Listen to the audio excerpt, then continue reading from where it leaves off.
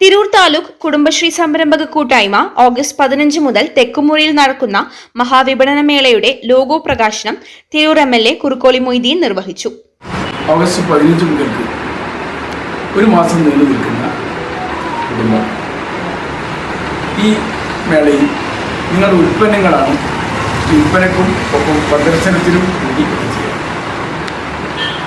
കുടുംബശ്രീയുടെ താലൂക്ക് തല കൂട്ടായ്മയുടെ ഭാഗമായി നടക്കുന്ന ഈ വിപണന മേള നിങ്ങളുടെ ഈ രംഗത്തുള്ളവരുടെ കുടുംബത്തിൻ്റെ തന്നെ ഒരു സംരംഭ പ്രദർശനം.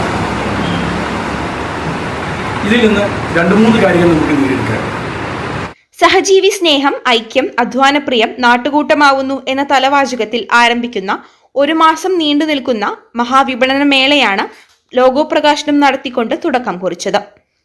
ലോഗോ നിർമ്മിച്ചതും ക്യാപ്ഷൻ തയ്യാറാക്കിയതും ശില്പി ഷിബു വെട്ടമാണ്.